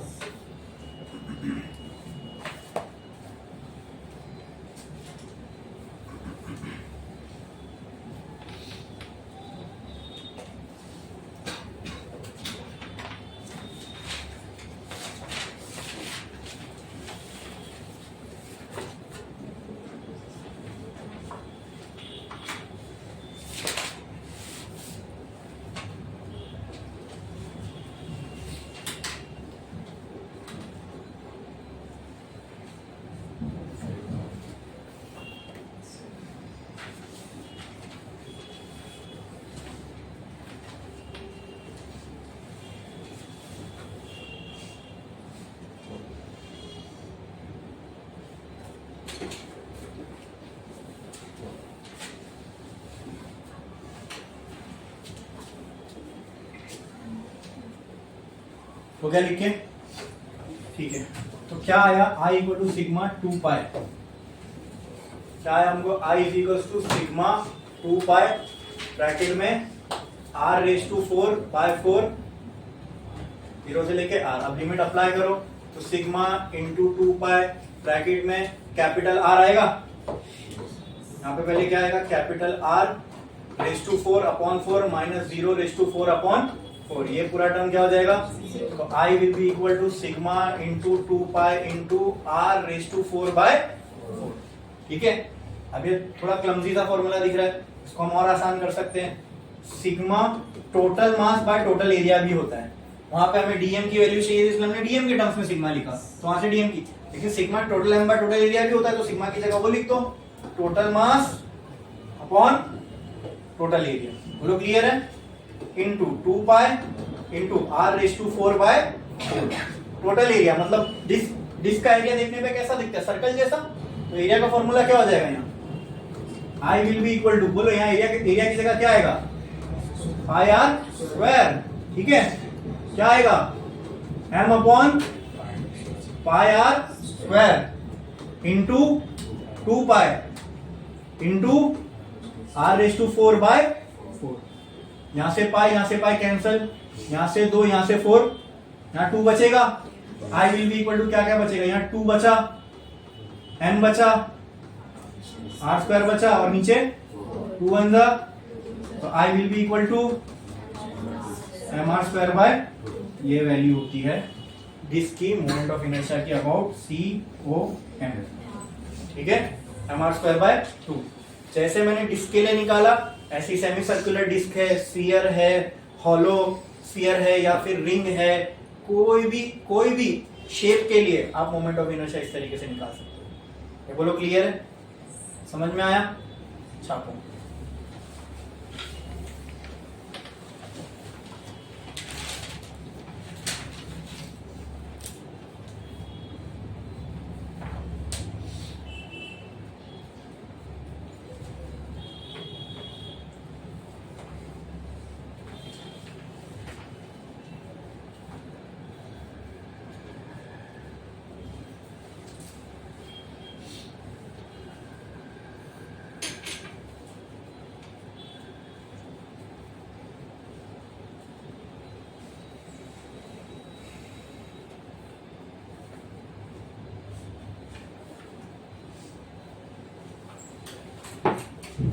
छापो जल्दी।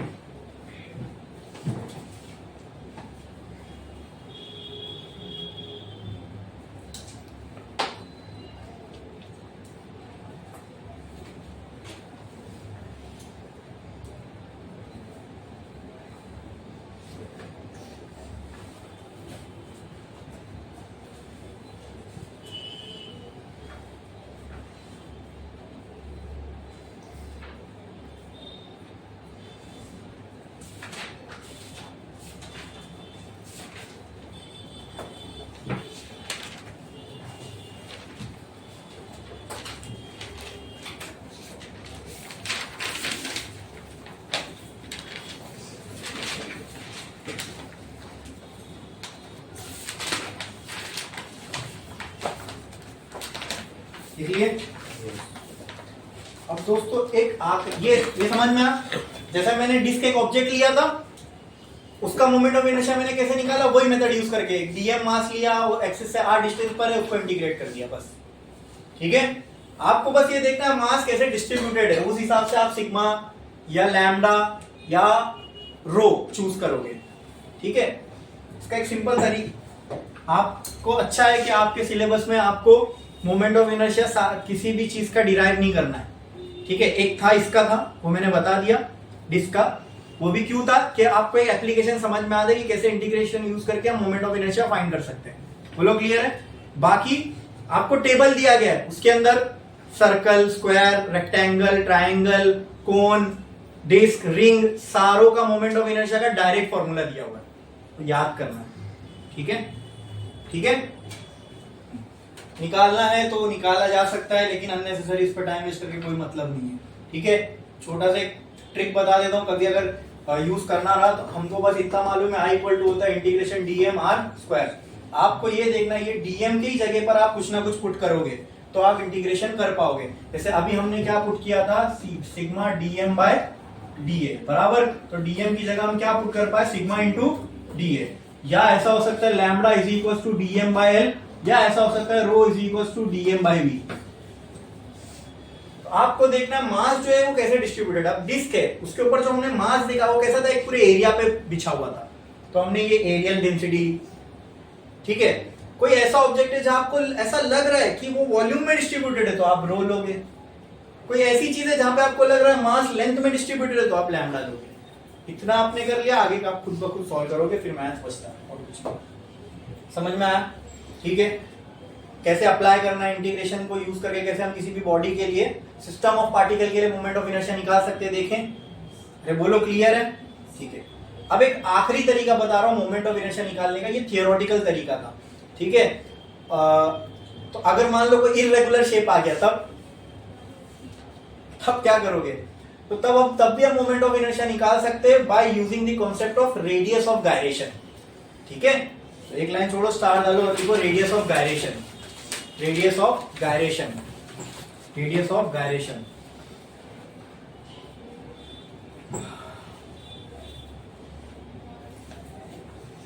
ब्रैकेट में लिखो के, कैपिटल के, कैपिटल के, कैपिटल के। ठीक है, इसका डेफिनेशन लिखो पहले। It is defined as, it is defined as the distance from the rotating axis, it is defined as the distance from the rotating axis, from the rotating axis at which entire mass of the body is assumed to be concentrated, is assumed to be concentrated. अब इसको centre of मास से confuse मत कर लेना, ठीक है। अब मान लो कोई इरेगुलर शेप की बॉडी है हमारे पास, ठीक है, या रेगुलर हो, उससे कोई फर्क नहीं पड़ता, ठीक है। रेडियस ऑफ गायरेशन क्या है? अगर मान लो ये कोई एक बॉडी है, ठीक है, कोई भी इसका शेप हो सकता है, ओके। एक्सपेरिमेंटली हम ये पता कर सकते हैं कि ये बॉडी कहां पे बैलेंस हो रही है, ठीक है, या कहां पर इसका जो मास है वो इफेक्टिवली एक्ट कर रहा है, ठीक है। तो मान लो ये हो गया वो पॉइंट, ठीक है। हमने ये पॉइंट अज्यूम किया जहां पे इस बॉडी का सारा मास क्या हो रहा है, एक्ट हो रहा है। ये हो गई रोटेटिंग एक्सिस, ठीक है। अगर यहां पर बॉडी का सारा मास एक्ट हो रहा है तो मैं इसको डायरेक्ट कैपिटल एम ही लूंगा ना, डीएम क्यों लूंगा? बॉडी का सारा मास हमने क्या अज्यूम किया, इस पॉइंट पे एक्ट कर रहा है। तो जब सारा मास इसी पॉइंट पे एक्ट कर रहा है, बात खत्म। इस मास का एक्सिस ऑफ रोटेशन से डिस्टेंस पता कर लो, उसका स्क्वायर कर लो, तुमको पूरी बॉडी का क्या मिल जाएगा। अच्छा, ये कौन सा एक स्पेशल पॉइंट है ना ये। वैसे तो ये बॉडी में मास पूरा डिस्ट्रीब्यूटेड है, हमने अज्यूम किया कि सारा का सारा मास होगा अगर एक साथ तो कहां हो सकता है, इधर पे, ठीक है। मान लो एक्सपेरिमेंटली आपने ऐसे करके बैलेंस किया, अरे हाँ इधर पे, ठीक है, ठीक है। या फिर आपकी बॉडी को कहीं भी पिवट, कहीं भी, अब जरूरी नहीं हर बार ये यही पॉइंट मिले, आपने बॉडी को कहीं पे भी पिवट कर दिया और कोई और पॉइंट आपको बैलेंसिंग पॉइंट मिल गया, ठीक है। तो आप क्या अज्यूम करो, आपने क्या अज्यूम किया कि वो पॉइंट पे बॉडी का सारा मास एक्ट कर रहा है, कॉन्सेंट्रेटेड है, इसी पॉइंट पे एक्ट कर रहा है। अरे बोलो क्लियर है? अब जब बॉडी का सारा मास वहां एक्ट कर रहा है तो मैं ले सकता हूं उस पॉइंट पे टोटल मास m है, पूरी बॉडी का मास, और वो पॉइंट से लेके एक्सेस तक की जो रोटेशन का डिस्टेंस है वो कहलाएगा k, रेडियस ऑफ गायरेशन। क्या कहलाएगा? k। क्या ये डिस्टेंस चाहिए रहता है हमें मोमेंट ऑफ इनर्शिया निकालने के लिए? बोलो पूरी बॉडी का मोमेंट ऑफ इनर्शिया कैसे आएगा? I = mr²। अब यहाँ r की जगह क्या है, तो क्या हो जाएगा, mk², where k is radius of gyration. तो रेडियस ऑफ गायरेशन का कॉन्सेप्ट ऐसा याद रखना, रेडियस ऑफ गायरेशन एक डिस्टेंस है, कहां से कहां तक का, रोटेटिंग एक्सिस से लेके वो पॉइंट तक का जहां पे हम अज्यूम कर रहे हैं कि बॉडी का सारा मास कॉन्सेंट्रेट कर रहा है। यही बात समझ में? तो बॉडी का सारा मास ही इसी पॉइंट पे कॉन्सेंट्रेट कर रहा है, तो हम टोटल मास m ही मानेंगे ना, यहाँ पे पूरी बॉडी का मास आ गया, डिस्टेंस ऑफ रोटेटिंग एक्सिस खत्म, m पूरी बॉडी का मोमेंट ऑफ इनर्शिया मिल गया, समझे? तो उससे भी आसान तरीका इंटीग्रेशन से ये है, लेकिन उसके लिए वो पॉइंट मालूम होना चाहिए जहां पे बॉडी का सारा मास कॉन्सेंट्रेट कर रहा है। आई बात समझ में? हाँ बोलो। अच्छा, लिखे रेडियस ऑफ गायरेशन के, और उसका डेफिनेशन भी लिखे, ठीक है। तो ये बना लो, ये बना लो, और ये देखो।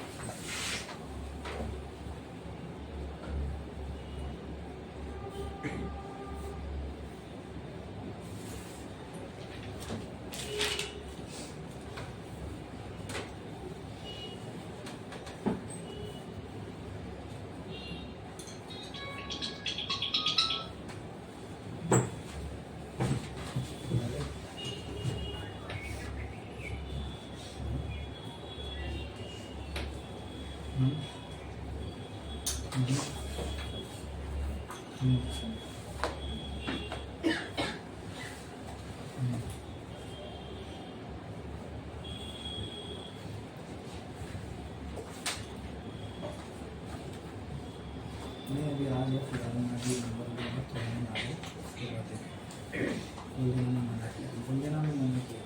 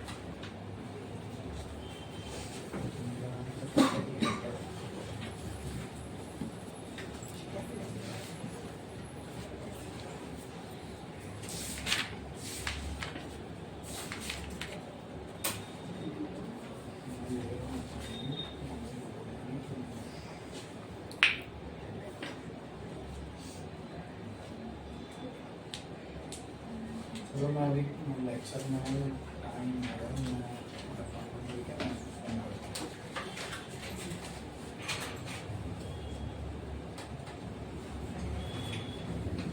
चलो moment of inertia of uniform disc देखिए, ये अभी हुआ।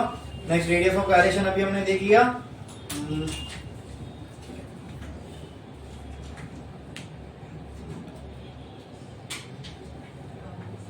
नेक्स्ट एक लाइन छोड़ो, स्टार डालो और हेडिंग लगाओ, हेडिंग लगाओ, हेडिंग लगाओ। परपेंडिकुलर एक्सिस थ्योरम,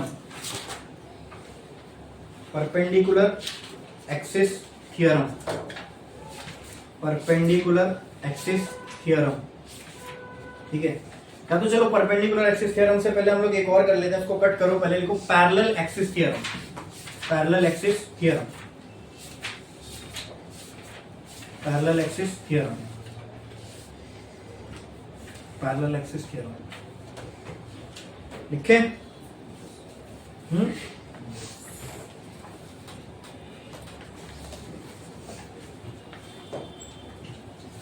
मान लो ये कोई भी एक रिजिड बॉडी है, ठीक है, एक बॉडी है, ये इसका पॉइंट O जो है, लेट सेंटर ऑफ मास है। सेंटर ऑफ मास का मतलब मैंने बताया था, entire mass of the body assume to be constant, और यहां से एक एक्सिस पास कर दिए।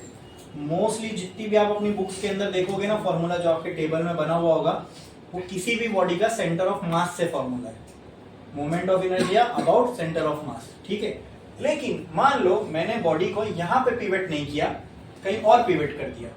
ठीक है, लेट्स से यहां मैंने कहीं पे पिवट कर दिया और इस पॉइंट को मैंने नाम दे दिया P। ठीक है, अब बॉडी इस पॉइंट के अबाउट घूम रही है। ठीक है, तो मुझे मोमेंट ऑफ इनर्शिया जो निकालना है वो इसी से निकालना है। बोलो क्लियर है? तो कैसे निकलेगा?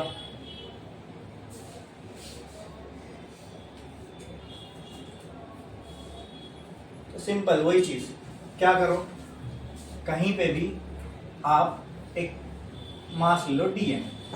बोलो क्लियर है? हाँ, लेट से यहां तक का जो डिस्टेंस है ये r है, और लेट से यहां तक का जो डिस्टेंस है ये a है। कोई डाउट इसके अंदर? अब मैं मोमेंट ऑफ इनर्शिया निकाल रहा हूं बॉडी का, कहां से? इस एक्सिस से कि इस एक्सिस से? a से कि b से? b से निकाल रहा हूं ना, बोलो पक्का क्लियर है? ठीक है, अब वो dm मास है, ठीक है, वो dm मास है बराबर, अरे बोलो ये dm मास है। ठीक है, अगर इस dm मास का मुझे मोमेंट ऑफ इनर्शिया निकालना होता इस एक्सिस से, तो वो क्या होता बताओ? डायरेक्ट अगर यहां से निकालना होता तो क्या होता? हाँ, RA plus A the whole square. तो कहना है से मोमेंट ऑफ इनर्शिया लिखो, काम करो, पहले ये बना लो, पहले बना लो।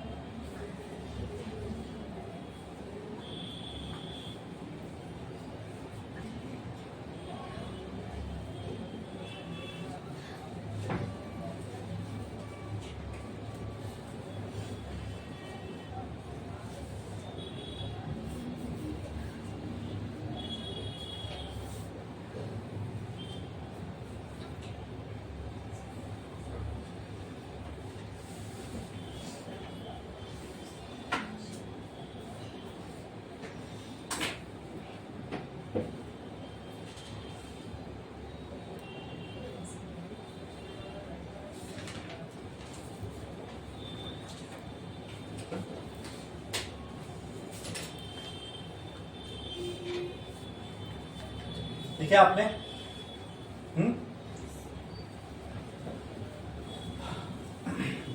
अब अगर मुझे मोमेंट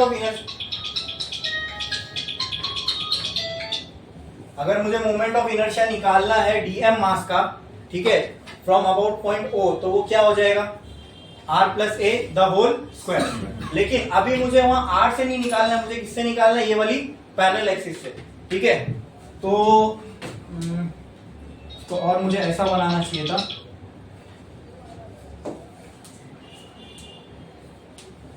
तो और थोड़ा सा आसान होगा अपने लिए। काम करता हूं मैं ना इसको,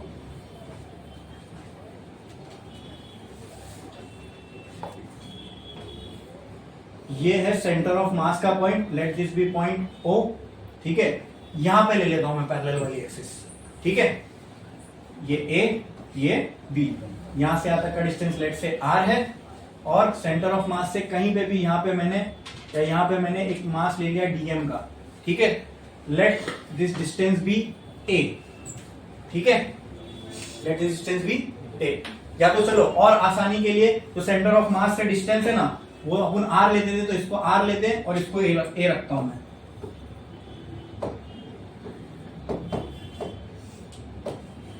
late this distance be R और दिस डिस्टेंस बी A। अब मेरे को बताओ, अगर ये वाली एक्सिस का कोई भी एक पॉइंट है, वहां से अगर मुझे वो dm मास का मोमेंट ऑफ इनर्शिया निकालना है, तो क्या होगा? Yes, a plus r the whole square. अब मेरे को यहां से नहीं निकालना है सेंटर ऑफ मास से, बल्कि कहां से निकालना है? एक एक्सिस ऐसी जो सेंटर ऑफ मास से पैरेलल है। क्या है? पैरेलल है। तो ये पैरेलल एक्सिस थ्योरम हम कहां यूज कर सकते हैं, वो भी पहले समझ लेते हैं। ठीक है, ये आपने बनाए थे, हाँ, तो ये हटा दो, ये वाला डायग्राम बनाओ, और फिर मैं आपको रूल्स बताता हूं कि कहां कहां आप यूज कर सकते हो पैरेलल एक्सिस थ्योरम को। करो जल्दी।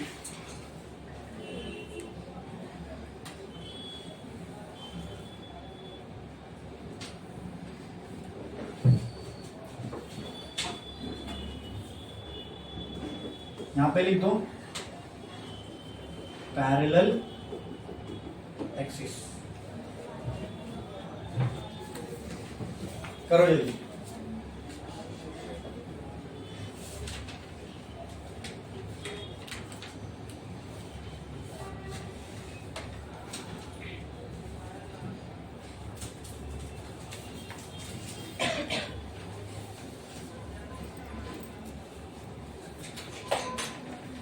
करे, नीचे लिखो condition to apply parallel axis theorem. Condition to apply parallel axis theorem. उसके नेक्स्ट लाइन में लिखो we will apply parallel axis theorem, we will apply parallel axis theorem, we will apply parallel axis theorem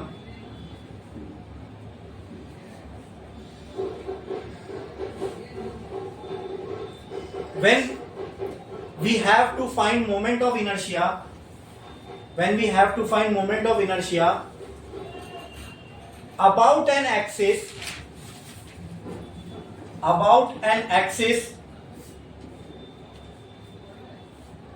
which is parallel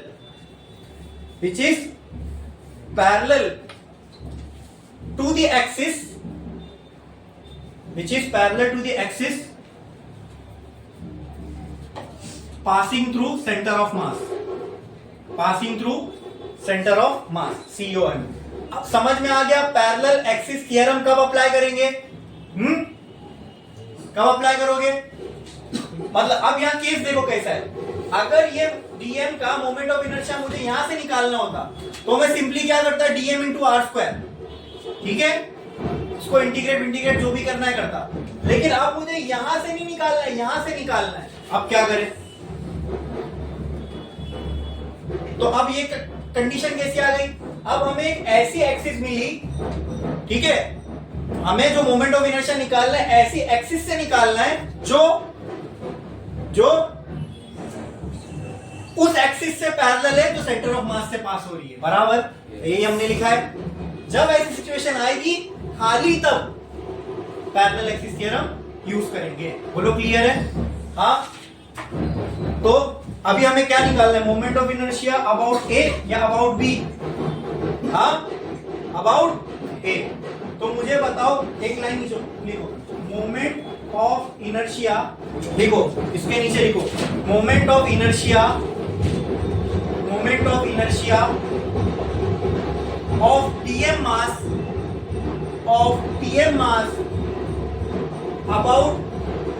about a axis, capital A axis will be given as कैसे लिखेंगे देखो, can I write this as IA will be equal to moment of inertia dm IA से निकालना है, बोलो क्या होगा? Moment of inertia का तो dm multiply by distance from the axis, कौन से एक्सिस से निकालना है? ये एक्सिस से, तो क्या हो जाएगा a plus r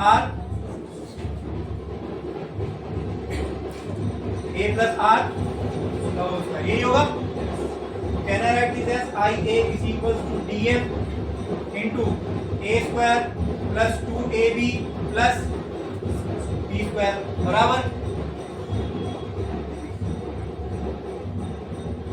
can I write this as IA is equal to dm a square अब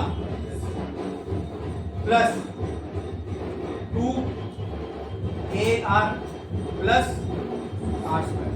अरे बोलो क्लियर है? अरे गलत, वहां पे भी तो dm मल्टीप्लाई होगा। चलो वो मल्टीप्लाई करने से पहले मैं ये करता हूं, ये तो dm और उसका डिस्टेंस मिल गया, क्या इससे पूरी बॉडी का मोमेंट ऑफ इनर्शिया आ जाएगा? इससे पूरी बॉडी का मोमेंट ऑफ इनर्शिया आ जाएगा। नहीं तो क्या करना पड़ेगा? इंटीग्रेट करना पड़ेगा। इंटीग्रेटिंग तो मैं काम करता हूं, ये याद रखो, IA is equal to dm a square plus 2ab plus b square, integrating both side. तो यहाँ क्या हो जाएगा? a will be equal to, ठीक है,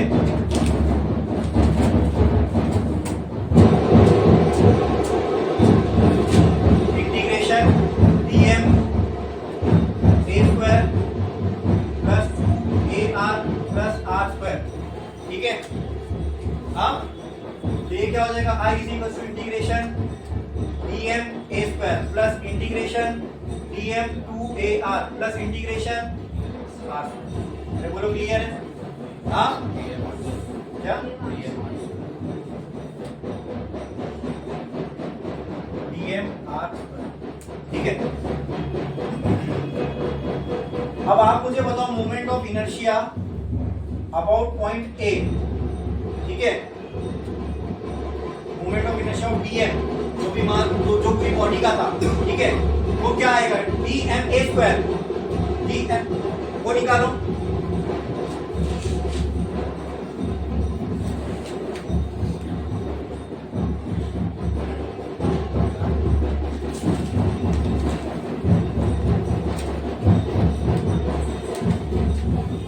dm r स्क्वायर ये क्या है? अगर यहाँ पे मैं a बाहर ले लूं, ले सकता हूं, यहाँ क्या बचेगा? इंटीग्रेशन dm प्लस यहाँ पे क्या क्या बाहर आ सकता है? 2a, अंदर क्या बचेगा? dm इंटू r प्लस यहाँ पे तो कुछ बाहर नहीं आ सकता, dm r स्क्वायर। अब ये जो टर्म है ना दोस्तों, ये वाला टर्म ये जीरो हो जाता है। क्यों जीरो हो जाता है? क्योंकि ये जो r है it is a vector quantity. अब ये r को आपको हर जगह निकालना है। ये सेंटर ऑफ मास से r जो है, अगर मैं ये dm मास कट किया हूं, ये पूरे पे कट किया हूं, बराबर। जब r हर जगह का ऐड करोगे ना, इस साइड के सारे r प्लस, इस साइड के सारे r माइनस, ठीक है। ये दोनों जब इसको इंटीग्रेट करोगे तो सम ही कर रहे हो ना आप, तो टोटल सम क्या आएगा? 0। इस वजह से ये वाली जो क्वांटिटी है ये क्या हो जाएगी? 0। अब मुझे बताओ moment of inertia about point A क्या आया हमें? यहाँ पे बचा A, dm को इंटीग्रेट करोगे तो m आ जाएगा प्लस dm r स्क्वायर क्या है? I है, moment of inertia about centre of mass. तो moment of inertia about point A will be equal to ICOM plus m, ये a स्क्वायर है ना, अरे बोलो ये बच रहा है, स्क्वायर ही था ना, समझ में आया? मतलब अगर मुझे ऐसा कोई सिनेरियो आ गया, अब मेरे को बताओ, हाँ जैसा ये डिस्क है, ठीक है, हमें इसका सेंटर ऑफ मास पता है, ICOM डिस्क का क्या होता है हमें पता है, क्या आया था mr²/2, ठीक है। मैं क्या करता हूं, ये डिस्क है,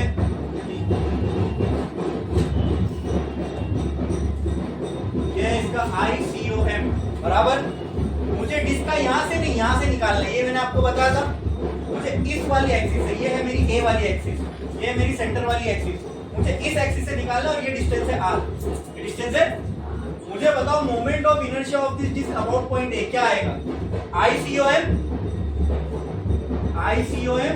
प्लस इस डिस्क का मास m है, राइट, m इंटू A², यहाँ पे A क्या है, डिस्टेंस बिटवीन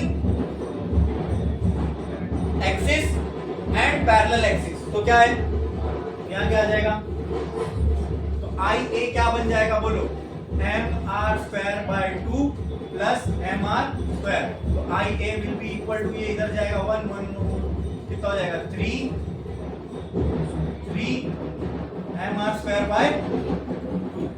इस एक्सिस से डिस्क का मोमेंट ऑफ इनर्शिया ये होता है, समझ में आया। मोमेंट ऑफ इनर्शिया एक्सिस के चेंज होने पे चेंज हुआ, हाँ, तो डिस्क के लिए मोमेंट ऑफ इनर्शिया की कोई फिक्स वैल्यू नहीं है। हमने जो डिस्क के लिए मोमेंट ऑफ इनर्शिया निकाला था वो इस एक्सिस से निकाला था, अगर एक्सिस चेंज तो moment of inertia change.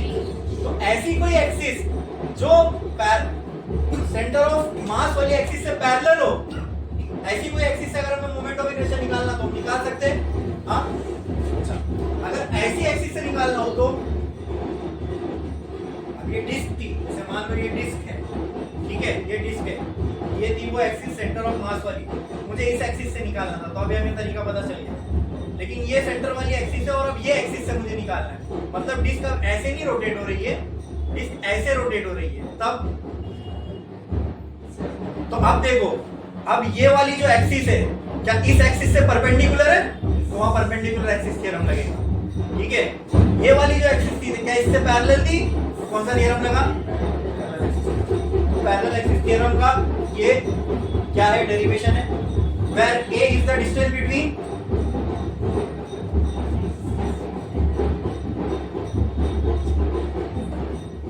A क्या है, A क्या है, distance between axis passing through COM and parallel axis, ठीक है, लास्ट में लिख देना, ठीक है।